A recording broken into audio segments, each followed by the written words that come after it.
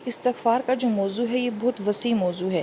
یہ استغفار صرف ہمیں ہمارے گناہوں سے معافی نہیں دلاتی ہے، مگر اس سے اور بھی بہت ساری برکات نصیب ہوتی ہیں۔ اس کی مثال یوں سمجھے، حسن بصری رحمۃ اللہ علیہ کے بعد ایک شخص آیا، اس نے کہا حضرت میرے رزق میں تنگی ہے، آپ نے فرمایا استغفار کریں۔ کہا ایک اور شخص آیا، بچوں کی شادی نہیں ہوتی، فرمایا استغفار کریں۔ ایک اور شخص آیا، کہا حضرت میری زمین کی فصلیں اچھی نہیں ہوتی، آپ نے فرمایا استغفار کریں۔ غرض جو مسئلہ لے کے آپ کے پاس جو شخص آ رہا تھا، آپ استغفار کا وظیفہ بتا رہے تھے، تو شاگرد نے پوچھا کہ حضرت ایک ہی وظیفہ سب کے لیے؟ تو آپ نے فرمایا کہ اللہ کے قرآن کی آیت یہ کہتی ہے کہ تمہیں مکان سے، اولاد سے، کاروبار سے، صحت سے، رزق سے جو مسئلے بھی ہوں، تم کثرت کے ساتھ استغفار کرو تو استغفار کی برکت سے اللہ سارے مسئلوں کو حل کر دیتے ہیں۔ جیسے نبی علیہ السلام نے فرمایا کہ بعض اوقات ماں باپ کے گناہ ایسے ہوتے ہیں جو اولاد کے سامنے آ جاتے ہیں۔ آپ نے کبھی اس بات کو محسوس کیا ہوگا، ہمارے کابرین یہ کہتے ہیں کہ جب ماں باپ سے کوئی خطا ہو جاتی ہے نا، تو اس کا اثر ہمیں اپنی اولاد میں نظر آتا ہے۔ وہ چڑچڑے ہو جاتے ہیں، وہ ہم سے بدتمیزی کرتے ہیں، تو سوچو کہیں تم نے تو اپنے رب کی کوئی نافرمانی نہیں کی، تو پھر فرمایا کہ استغفار کر لینا چاہیے۔ تو غرض ہمارے اور بہت سارے روحانی اور جسمانی مسائل کا حل جو ہے وہ استغفار سے ہے۔ جیسے ہمارے کابرین یہ کہتے ہیں کہ استغفار سے اپنی بیماریوں کا علاج کیا کریں۔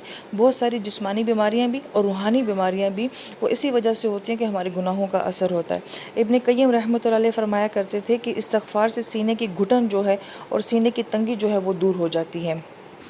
تو گویا استغفار کا تعلق صرف ہماری معافی کے ساتھ ہی نہیں ہے، بلکہ اس کا تعلق ہمارے رزق کے ساتھ، ہماری صحت کے ساتھ اور ہماری اولادوں کے ساتھ بھی ہے۔ اب ایک استغفار کا ایک نیا انداز بھی دیکھ لیتے ہیں۔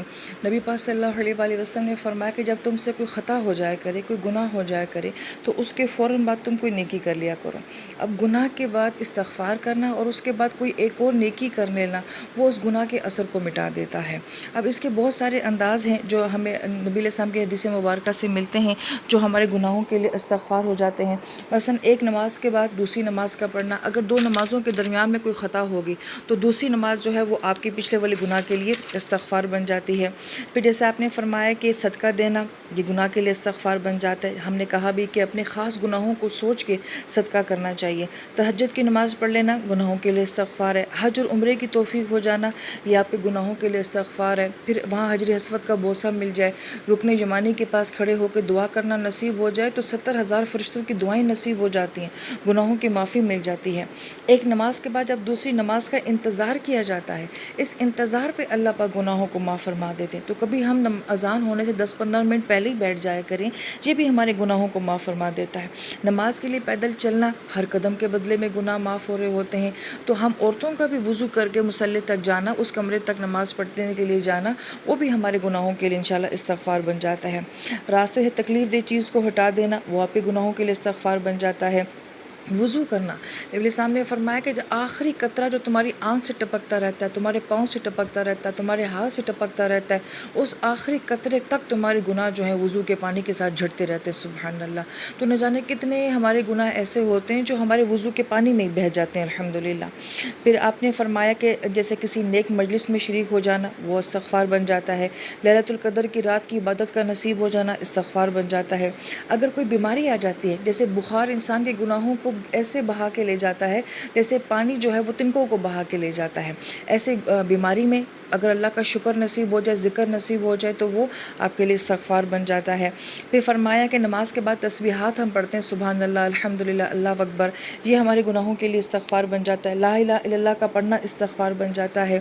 والدین کے لیے دعا کرنا یہ ہمارے لیے گناہوں کے لیے استغفار بن جاتا ہے۔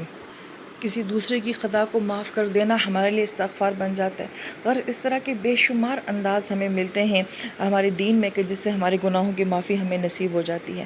ایک اور زبردست طریقہ جو ہمارے اکابرین ہمیں بتاتے ہیں کہ اگر آپ چاہتے ہیں کہ آپ کی نیکیاں بہت زیادہ ہو جائیں اور آپ چاہتے ہیں کہ آپ کی استغفار بھی بہت زیادہ ہو جائے، تو وہی نیکی، وہی دعا، وہی استغفار آپ کل امت کے لیے کر لیا کر لیں، تو جتنی امت دنیا میں آئے گی قیامت تک، اس کی تعداد کے برابر آپ کو وہ نیکیاں نصیب ہو جاتی ہیں، وہ دعائیں نصیب ہو جاتی ہیں۔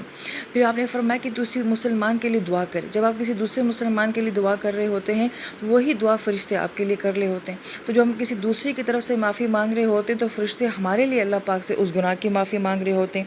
اب یہ بڑے ظرف والے معاملات ہیں کہ آپ دوسروں کو یاد کر کر کے، ان کے گناہوں کو یاد کر کر کے وہ معافیاں مانگیں۔ کتنے قاتل ہیں، کتنے شرابی ہیں، کتنے سود کھانے والے ہیں، جب آپ ان کے لیے مانگ رہے ہوتے تو گویا کہ وہ آپ کے گناہوں کے لیے بھی معافی کوئی مانگ رہا ہوتا ہے۔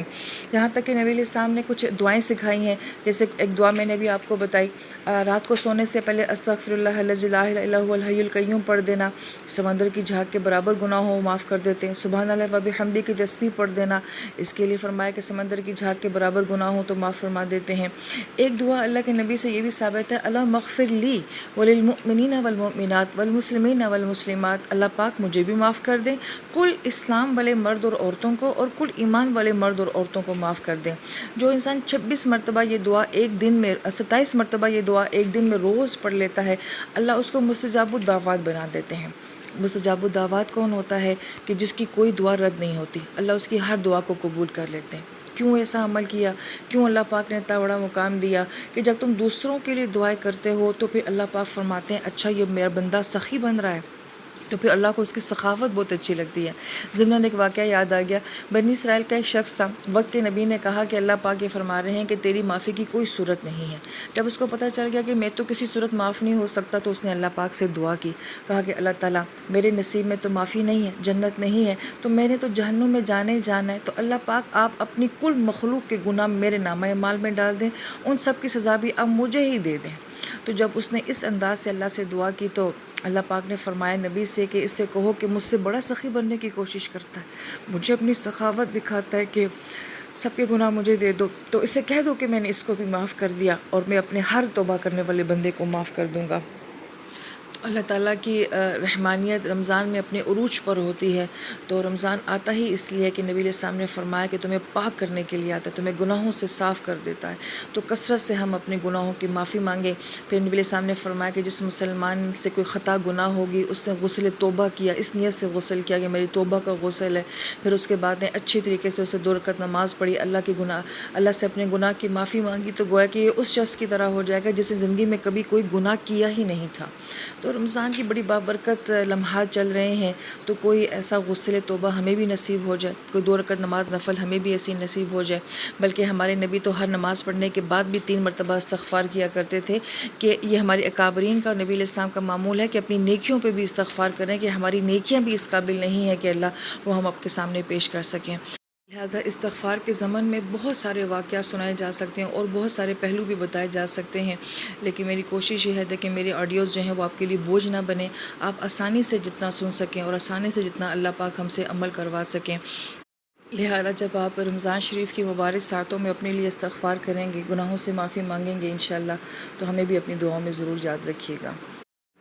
اللہ تعالیٰ میرے نبی کی کل امت کے گناہوں کو معاف فرمائے، آمین یا رب العالمین۔